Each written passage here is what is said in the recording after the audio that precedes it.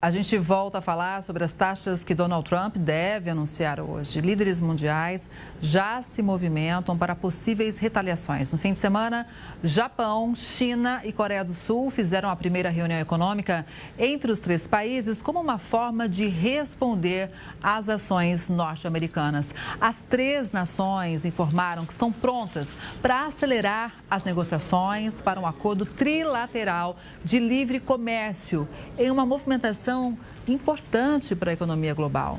Depois da reunião, Coreia do Sul e Japão, dois grandes exportadores de veículos, concordaram em retomar as exportações de semicondutores sofisticados para a China, que foi duramente atingida pelas tarifas de Trump sobre aço e alumínio. Em declaração conjunta, os três países também disseram que concordaram em criar um ambiente previsível de negócios e investimentos e que é preciso responder em conjunto aos desafios globais. Vale lembrar que juntos, China, Japão e Coreia do Sul representam 20% do PIB mundial. E quem chega para falar mais sobre esse assunto é a Giovana Branco, doutoranda em Ciência Política da USP e pesquisadora de política russa. Giovana, boa tarde. Seja muito bem-vinda ao Conexão.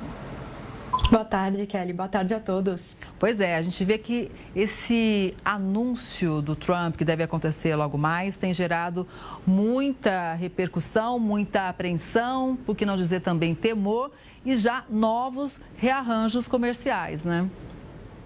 Exato, os mercados não esperam tanto assim. Obviamente, hoje os investidores estão todos muito apreensivos, também voltado para a economia dos Estados Unidos, pensando que todas essas tarifas impostas ao Trump, caso elas de fato sejam cumpridas, podem gerar uma inflação muito alta no país e isso vai afetar a própria população norte-americana, mas no cenário global, os mercados também já estão se reajustando e tentando acomodar o que pode ser feito nesse cenário.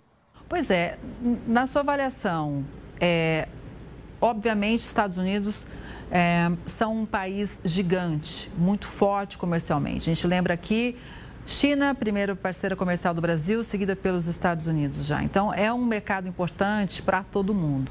Mas você acha que, dependendo da rigidez desses anúncios do Trump, pode ser um tiro no pé para os americanos? Com certeza, porque todo o discurso por parte dessas tarifas do Trump é de proteger os interesses dos trabalhadores norte-americanos. Isso parte da premissa que todos esses acordos comerciais dos quais os Estados Unidos fazem parte são em alguma medida desvantajosos ou não seriam tão favoráveis aos Estados Unidos, o que não é verdade. A gente tem que lembrar que os Estados Unidos são uma das principais economias do mundo e tem sim uma posição muito privilegiada no momento de negociar com os outros países.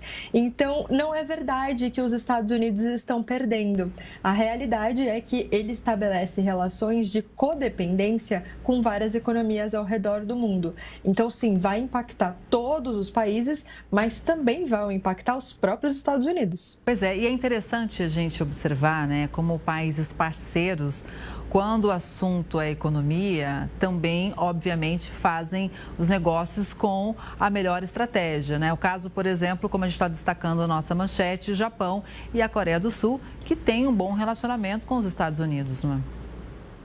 Exato, e aí nessa ausência de uma aliança, já que o Donald Trump ele inverte a política norte-americana no sentido de atacar até mesmo os seus aliados mais tradicionais, e aqui Japão e Coreia do Sul são aliados muito importantes dos Estados Unidos na Ásia, agora eles se voltam justamente para a China, que era o país que as tarifas do Trump mais visam atingir, mas no fundo pode ser um país extremamente privilegiado com este cenário de trocas econômicas, já que a China também é uma economia extremamente dinâmica e que pode substituir os Estados Unidos em muitas áreas. E um gigante também. China, um potencial incrível, né? Então, veja, num primeiro momento há um baque, né?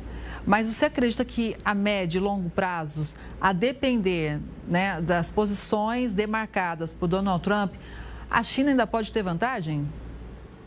Pode sim. Hoje, a principal desvantagem da China é simplesmente no setor de tecnologia, na parte de criação. Isso ainda é uma detenção bastante forte dos Estados Unidos. Quando a gente pensa no Vale do Silício, na parte de criação de softwares e de design, isso ainda tem bastante concentração nessa região. Mas na parte de produção, a China já supera os Estados Unidos em grande parte, inclusive tendo ali no seu país centros importantes que os Estados Unidos inclusive dependem para a produção de uma determinada série de bens. Então sim, a gente já prevê um crescimento chinês superando o crescimento norte-americano no futuro. Giovana, a gente está falando de uma guerra comercial, mas agora vamos falar da guerra real, aquela que mata pessoas, né? E que também causa pressão para o Donald Trump. Olha só, tem informação chegando. Um funcionário de alto escalão do Kremlin afirmou que a Rússia não deve aceitar as propostas dos Estados Unidos para o fim da guerra na forma atual. Segundo o vice-ministro das Relações Exteriores, as negociações entre os dois países esfriaram. Moscou considera que as propostas norte-americanas não abordam os problemas que causaram o conflito. Há 2 semanas, o presidente Vladimir Putin afirmou que as propostas deveriam ser reformuladas. O diplomata russo ainda disse que esses obstáculos devem ser superados para que as negociações continuem. Então, veja realmente a tensão. E apesar das negociações lentas, o Kremlin disse que a Rússia continua dialogando com os Estados Unidos. Na semana passada, Donald Trump declarou que estava irritado com Vladimir Putin por ele questionar a credibilidade de Volodymyr Zelensky. O republicano também afirmou que considera a possibilidade de impor novas sanções contra a Rússia se Putin impedisse um acordo de cessar-fogo. Trump ainda afirmou que quer ter a certeza de que o líder russo vai cumprir com a trégua. O porta-voz do Kremlin disse que os contatos entre os dois países continuam, mas que a essência da discussão sobre um acordo de paz é muito complexa. Ou seja, por tudo isso colocado aqui, posto na mesa, é difícil a gente imaginar que realmente a Rússia vá concordar de fato com o cessar-fogo, né? Exato, a gente está num momento de negociação em que as partes envolvidas querem coisas que são muito distintas uma da outra. Então, a gente não tem, na prática, um espaço de barganha real. Não há um espaço para que a negociação aconteça. O que a Ucrânia quer é absolutamente incompatível com aquilo que a Rússia quer. E isso não é uma novidade, isso já estava posto desde o primeiro dia de guerra. Mas a expectativa do Trump era que ele entraria no governo e que conseguiria, de alguma forma, criar um espaço de barganha. Na minha visão, ele esperava que o Zelensky fosse muito mais favorável às próprias visões dos Estados Unidos, o que não aconteceu. E agora ele também percebe que, do outro lado, os russos também têm um posicionamento muito forte e não estão dispostos a abandonar os seus interesses. Obviamente, né, a Ucrânia é muito mais fragilizada, então acabou cedendo algumas coisas que os Estados Unidos pediram.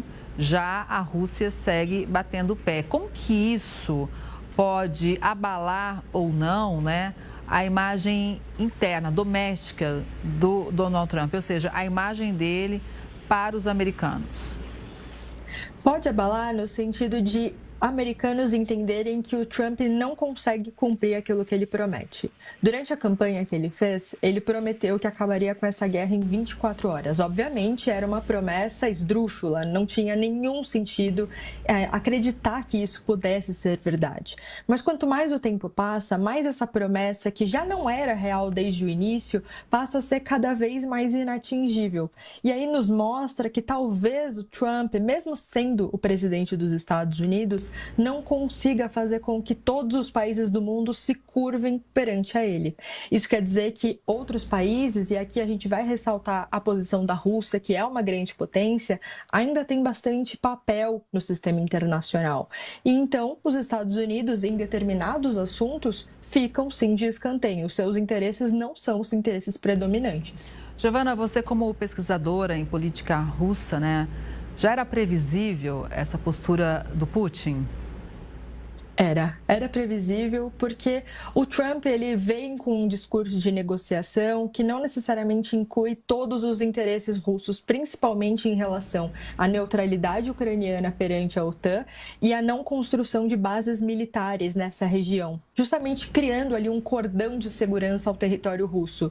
Esse tem sido um motivo levantado pelo governo russo para a guerra na Ucrânia desde o primeiro dia de batalha, desde o dia 22 de fevereiro de 2022. Então, a gente tem visto justamente que o Trump ignora esse passo.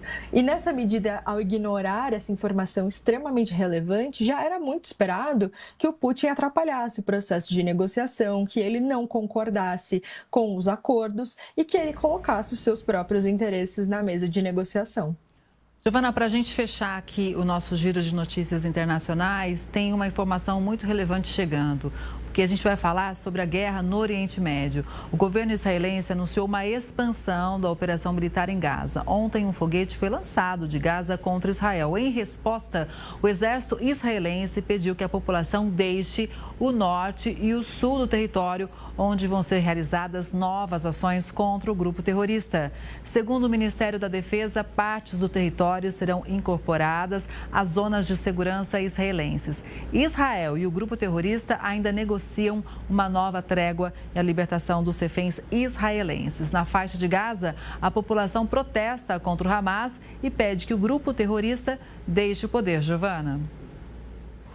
A gente tem visto justamente o acirramento desse conflito no Oriente Médio, justamente depois de um momento de aparente trégua entre as partes. E agora é muito preocupante essa movimentação novamente da população na faixa de Gaza. Lembrando que a faixa de Gaza é um território bastante pequeno e as pessoas já tiveram que se movimentar em outros momentos desse conflito.